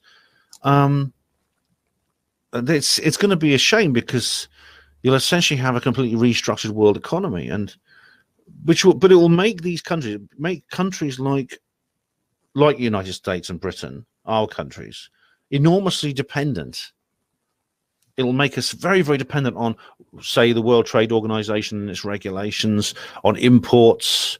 It will mean that if anyone ever wants to go to war against us, they won't have to do anything except like torpedo a couple of ships that are coming towards our harbors, and we'll have to surrender.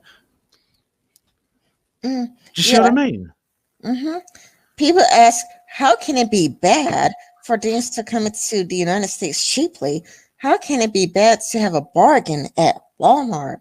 Sure, it's held inflation down, and it's great to have bargains, Stubbins, but you can't buy anything if you're not employed. Burn. Well, yeah, we are but you can only buy cheap stuff from Walmart.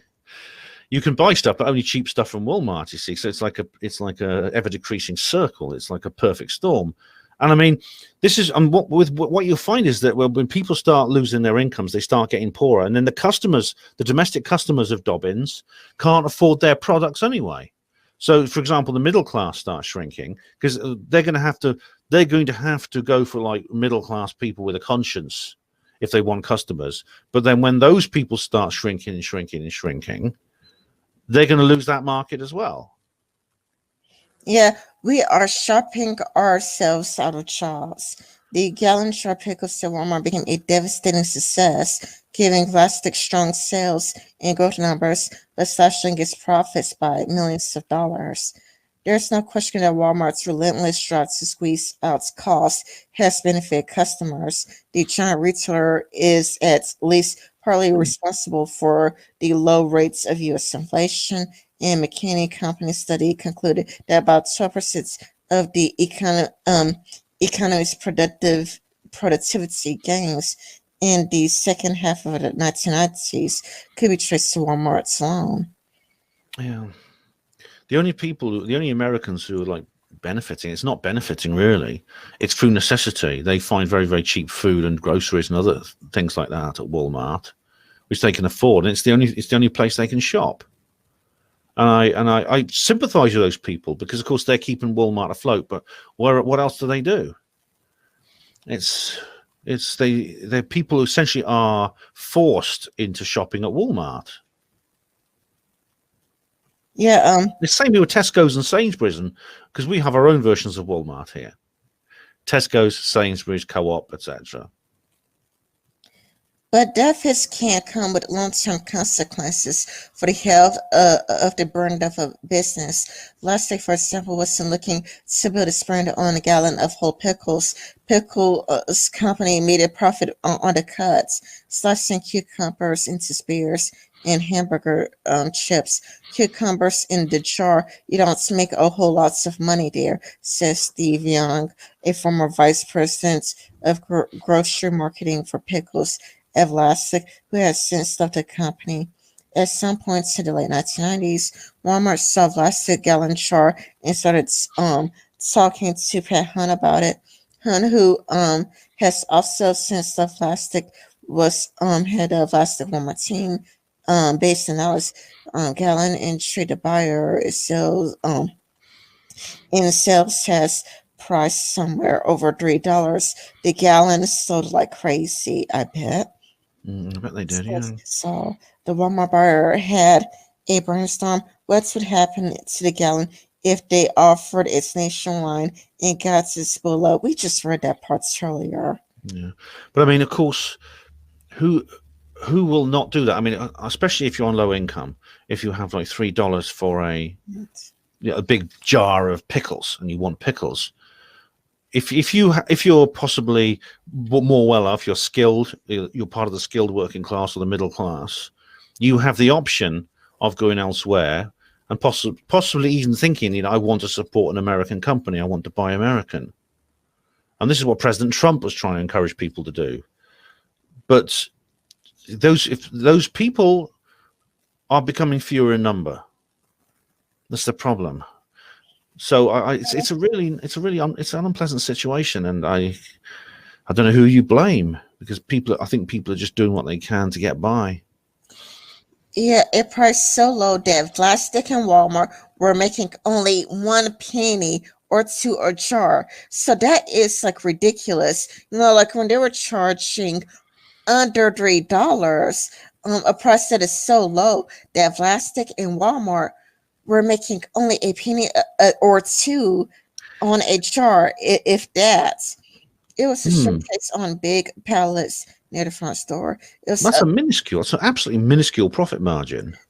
Yeah, but it's going to explain everything. Like, let me get through the article. Yeah, sure, carry on. I know that you don't want to stay too long. So because you don't want to stay too long, you normally go like usually at the 2 hour mark, we kind of close things. So I'm trying to cover carry on. as much as possible. A price so low that Plastic and Walmart were making only a penny or two on a jar. If that, it was a showcase on big pallets near the front of the store. It was abundance of abundance. It was selling 80 jars a week on average in every store, says Young. Doesn't sound like much until you do the math. That's 240,000 gallons of pickles just in gallon jars just at Walmart every week. Whole Foods so cucumbers were heading out the door. For Plastic, the gallon jar pickles became what might be called a devastating success or a Pyrrhic victory. Quickly, it started cannibalizing our non-Walmart business, says Young. We saw customers who used to buy these beers and chips in supermarkets buying the Walmart gallons. They'd eat a quarter of a jar and throw the thing away. When they got moldy and the family can't eat them fast enough. That does explain a lot, like why we throw so many foods away. That's bad. That is, yeah. I mean, I hate doing that. I think to myself, that's a waste. Yeah, America is big at throwing food away, even though somebody else could have eaten it or whatever. I'll try to get to the article. The gallon jar reshaped of Plastic pickle business. It chewed up the profit margin of the business with Walmart and of pickles centrally. Procurements had to scramble to find enough pickles to fill the gallons. But the volume gave Plastic strong sales numbers, strong growth numbers, and a powerful place in the world of pickles at Walmart, which accounted for 30% of Plastic business. But the company's profits from pickling have struggled to 25% more, says millions of dollars. The gallon was hoisting Plastic and hurting it at the same time. Oh dear, that explains why they can just make a penny or two on each jar. It's weird. Like they are only making 1 penny per jar, but because people are buying it at such large volumes, they're still making money. Well, the word in the article is abundance of abundance. That was a very very interesting phrase there, because that's what we're talking about. It essentially makes these buying jars of pickles like that. You can afford to throw them away. It's like, even if you're on a low income, it's like turning the water tap on and just leaving it running for a bit. It's like that. It's probably made people, it's given them less respect for the individual value of what they're buying.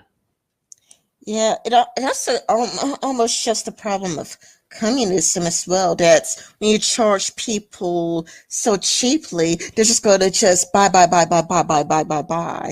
Yeah, and it's like, I mean, it amazes me actually that they're throwing food away. I mean, in this country we throw food away. We actually have in our dustbin collection, we actually have a bin for waste food, and it astonishes me that Paul Joseph Watson made this point actually.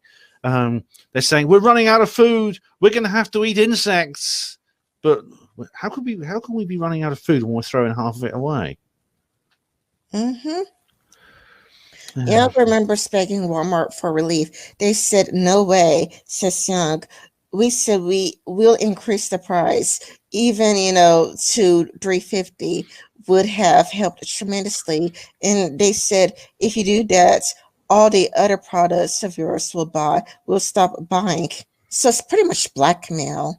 That's bad because, I mean, of course, if they increase the price, then it won't matter so much because then the other companies can compete. But they won't do it. It's like they want. Oh, that is a threat. Yeah. Yeah, it's blackmail pretty much. Like, if you do that, we'll stop buying your other products. It was declared threats. Hunter calls things a little differently. If just anonymously, they said, we want the $3 a gallon of pickles. If you don't do it, we'll see if somebody else might. It's still a threat. I knew our competitors were saying to Walmart, "We'll do the $3 gallons if you give us your other business." Walmart's business was so indispensable to Plastic, and the gallon so central to the Walmart relationship that decisions about the future of the gallon were made at the CEO level. It's a sad business. It's a sad that it's a sad situation to have this conflict economics. It really is. We'll have done to pickles what we did to orange juice. We've killed it. We can back off. The Vlasic got to take it down to just over half a gallon of pickles for $2.79. Not long after that, in January 2001, Vlasic filed for bankruptcy because of Walmart, although the gallons of jar pickles agrees it's a critical factor. Well, yeah, but of course, maybe that particular deal wasn't a critical factor. But if that's what the rest of the economy is like, you can imagine that Plastic actually would have had multiple problems like that going on, which probably led to their bankruptcy. Sir, I'm pressing for time, so I'm skimming over it. No worries. I mean, we've covered a lot at the moment, yeah. Yeah, but I haven't read the really interesting part yet. Sorry. Well, it's all right. We'll get through that. We can get to that. That's the reason why I'm like skimming over it at this point, because I mean, there's this part that was like really really interesting that I wanted to read. Before one more pass, no other reads her. Seeks to establish a collaborative, mutually beneficial relationships with its suppliers. The story, United States, Walmart can be critical even for the largest consumer goods company style corporation. For example, does 30% to its business with Walmart. If that lost that one account, it would have to double its sales to the next non-customers just to stay even. Walmart is an essential to retailer in a way no other retailer is, says Gib Carey, a partner at Bain in the company, who is leading a year-long study of how to do business with Walmart.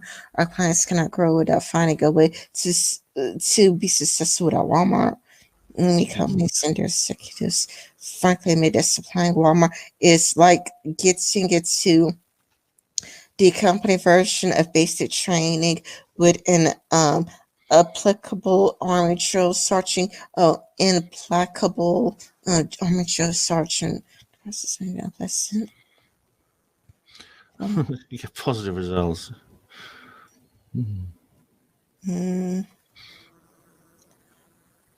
But you won't hear even-handed stories like that from Walmart's from its current suppliers, despite its public. Walmart is intensely private. Here, for example, as executive at Dow, we are one of Walmart's biggest suppliers, and they are our biggest customer by far. We have a great relationship. That's all I could say for now. Are we good? Walmart has a penalty box for any. Oh, this is interesting because Walmart's like a mafia.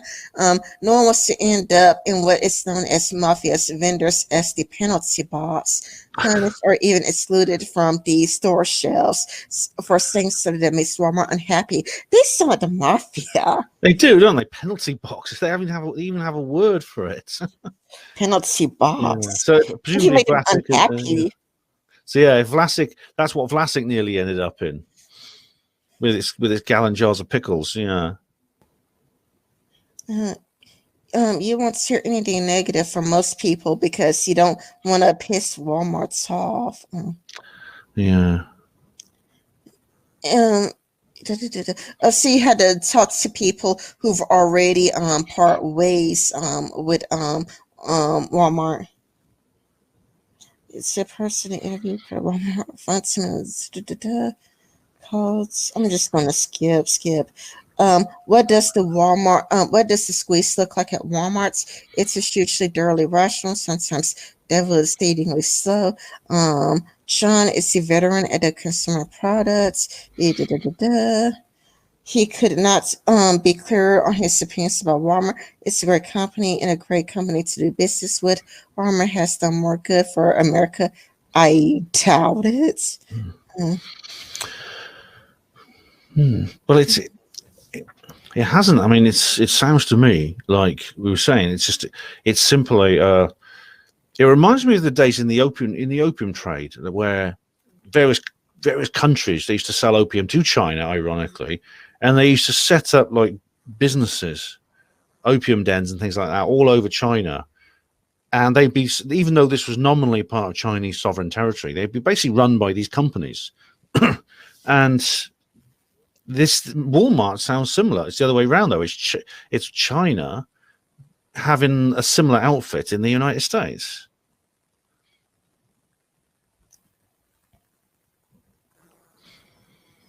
Mm-hmm. Yeah, I'm sorry. I'm just skipping through. That's okay. Yeah, faster.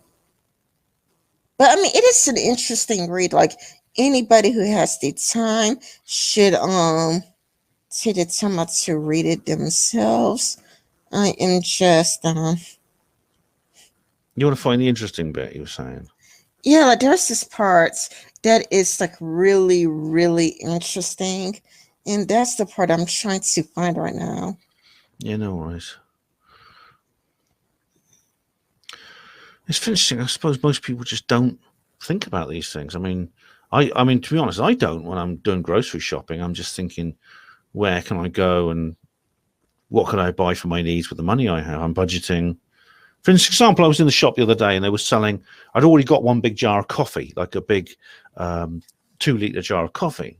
I always get the big ones because they're cheaper in the long run. And then I saw another one was going for just £2, and I thought, I'll buy that. I don't need it, but I'm going to buy it now because I know it'll keep. It's the kind of thing that keeps forever, basically. But I thought if when I come back and I need it again, the price is going to go back to £4.50. So if I buy it now, I buy it for £2. And I suppose most shoppers are like that. I mean, you really expect people to be any different. I mean, this part is fairly interesting. Carrie has a friend in the umbrella business who murdered that one a year because of costs. He went to Walmart and asked for a 5% increase. Walmart said, we're expecting a 5% decrease. We're going off by 10%. Go back and sharpen your pencil. The umbrella man scribbled and came back with a 2% decrease. They said, we'll go with a Chinese manufacturer, and he was left out entirely. Walmart is basically the mafia.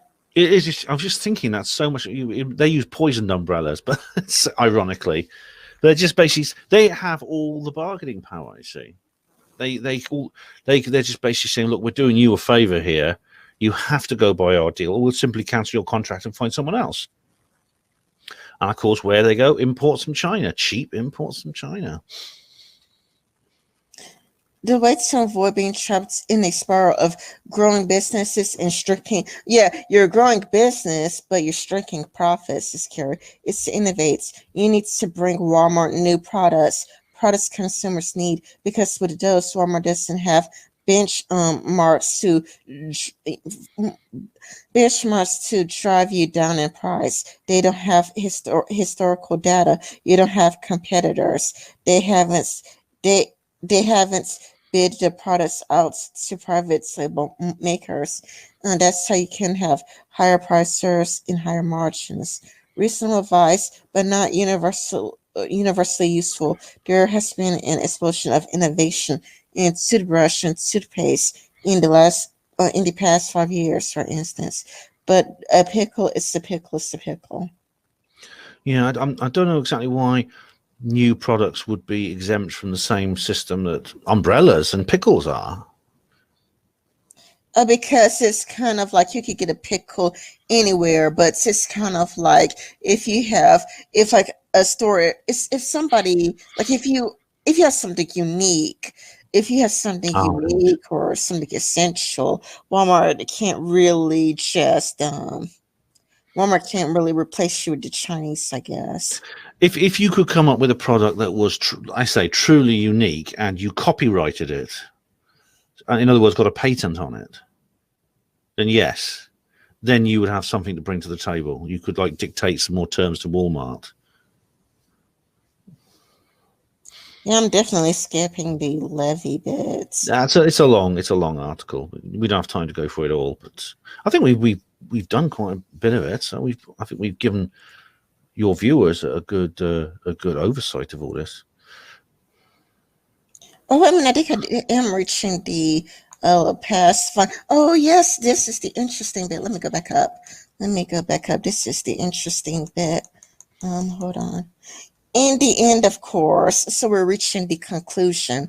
In the end, of course, it is as we shoppers who have the power and who have given that power to Walmart.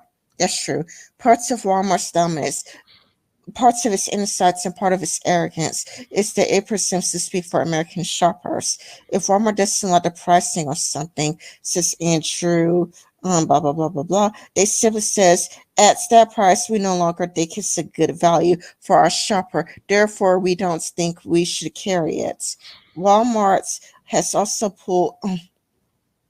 Walmart has also lulled shoppers into ignoring the difference between the price of something and the cost of something. And that is true, because people would go and they would look at other stores that charge higher, and then they'll go, I could get cheaper at Walmart. Why would I spend more when I could get cheap at Walmart? Yeah, it's true. Shoppers make decisions, but those decisions are dependent. And one of the things that on those decisions dependent on your income and your ability to spend. So people who have, this is why I think people who have the ability and to spend more have a kind of a duty to be more ethical in their choices. I mean, maybe that's unfair. I don't know. I mean, it's just how I feel when if I had the money to shop completely ethically, I would do so. Most people don't. Is an indie focus on the price underscores something that Americans only starting to realize about globalization. Ever cheaper prices have consequences, says the president. We want clean air, clear water, good living conditions, the best health care in the world. Yet we aren't willing to pay for anything manufactured under those restrictions. You see, it's true. I mean, for example, when I bought that big jar of coffee for £2 the other day, it could be that that is part of an agenda which would lead eventually to a far more difficult situation for me. If you're looking into the future, thinking ahead rather than just what's good for me now, then that's true. That's true. The question is, I don't think most shoppers think that way. I mean, I do with some things. I mean, I certainly avoid certain products and things like that if I think they're bad in the long term. But generally, I mean, I'm thinking about my health and my nutrition, and that's it, really. I mean, it's hard to know exactly how to do that unless you, of course, have the spending ability. like, for example, the middle class, for example, which is getting smaller. Master Locke understands that contradiction too well. For years, he says, as manufacturing costs in the United States rose, Master Locke was able to pass them along. But at some points in the 1990s, Asian manufacturers started producing locks for much less. When the difference is $1, retailers like Walmart would prefer to have the branded name padlock or faucets or hammer, Lamore says. But as the spread becomes greater, when our padlock was $9 and the import was $6, then they can afford the consumer a real discounts. They can offer the consumer a real discounts by carrying two lines. Ultimately, they may only carry one line. In 1997, Master Lock announced that after 75 years making locks in Milwaukee, it would begin importing more products from Asia. Oh dear, I feel so like the Dobbins mill. Master Lock is sort of in the same position. I suppose the one way out is if, for example, an own brand. I know this doesn't solve the entire problem because, of course, Walmart and other shops, they stock multiple different brands. But if a Walmart own brand is inferior to what other people produce, so if you can produce something that is, for example, you can produce peanut butter that's tastier, or most people find tastier than the one Walmart actually produce. And to do that, you'd have to do a lot of market research. You'd have to do focus groups. You'd have to do taste tests with people. You'd have to get little kids around a table and give them different sandwiches and saying, which one do you prefer? Have to do that over and over again till you get statistics. So that market research could be done. That's one solution. Because, for example, there's a particular type of, mentioned peanut butter. As in my example, I don't buy Tesco's peanut butter because it's not as nice as the one that I can get from another shop. So that is one thing I do splash out on. I bet it's cost me an extra £1, but it's much nicer. Not too long after, Master Lock opened a factory of its own in Mexico. Today, it makes just 10% to 50% of its locks in Milwaukee. So it started off in Milwaukee. It was a Milwaukee product that was charging people $9, but because people preferred the $6 Chinese profit lock, because the Chinese product is cheaper, it cost American. And this is what Tim Pool was trying to explain to Hunter Avallone. Like today, Master Lock, it makes just 10 to 15% of its locks in Milwaukee. It's 300 employees there. Most likely make parts are sent to Mexico, where there's now 800 factory workers. So now all of our jobs are going to Mexico because that's what gives us our cheap products. So basically, we're losing jobs because it's kind of like, this is why, Tim Pool was trying to explain like Hunter Avallone was wondering, what's wrong with Joe Biden trying to have a $15 per hour minimum wage? Because it's kind of like, if you have a $15 minimum wage, well, if you're going to pay Americans, and it must be $15 per hour, and they're cheaper over in China, they're just going to move over to China so that we could get products for cheap. And that people's eyes are going to be glued to the cheaper products, which is why tariffs are a good thing. Exactly. 15 of raising the minimum wage won't work because the cost of labor is not decided by what some government decision is made. It's decided by the economic climate. So if you just impose a $15 an hour minimum wage, it's just going to devastate, because unless you have to balance the other factors if you're going to have such a high minimum wage. So yeah, I mean that's exactly right. Tim is exactly right to say that. Yeah. Oh, and this is the last two paragraphs. Lamar did the first manufacturer let off at Master Lock. He negotiated with Master Lock's unions himself. He went to in Seville, I left dealing with Walmart, with Home Depot. He says they're all very rational people. There wasn't a whole lots of room for negotiation, and they had a good point. Everyone was willing to pay more for Master Lock, but how much more can they justify if they could buy a lock that has arguably similar quality at a cheaper price? Well, they can get their customers to deal. It's a Walmart's in the room of Adam Smith's invisible hand. Eh, and the Milwaukee employees of Mr. Locke, who shop at Walmart to save money, help that hand. Wait a minute. Is Walmart the role of Adam Smith's invisible hand?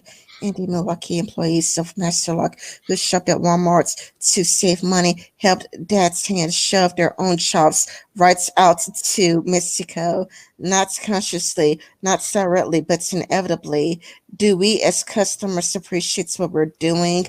Lamar says, I don't think so. But even if we do, I think we say, here's semester lock for $9. Here's another lock for $6. Let's the other guy pay the $9. Yeah. What Adam Smith's invisible hand referred to pricing levels. He was I don't know much. I don't have the details to hand, but I know he was a rival of Karl Marx in the 19th century. And he said there was that these things would regulate themselves. There was no need for like government regulation. Oh, I can't remember the details about that. But what you see here, of course, is that in a sense, there is another form of regulation that has forced the invisible hand. By the redistribution of industry. It's essentially it's this redistribution of industry has allowed Walmart to do what it does. This global redistribution of industry has essentially made the invisible hand a visible one. Do you know what I mean? Mm-hmm. Yeah. Oh, it's a grim system.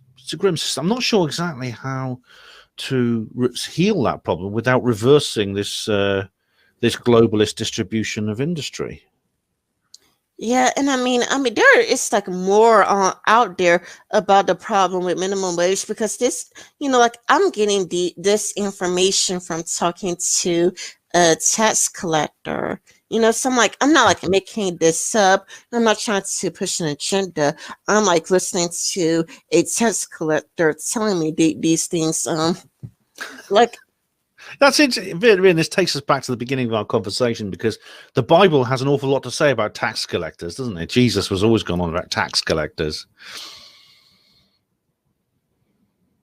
Yeah, and like you said, a minimum wage. When you increase a minimum wage, companies do go out of business. Now, while we are at the 2 hour mark, can you probably have to go, because that's normally when you are like, oh, Rand, I gotta call it quits. Yeah, when I sort of hit the wall, oh, I've got to go.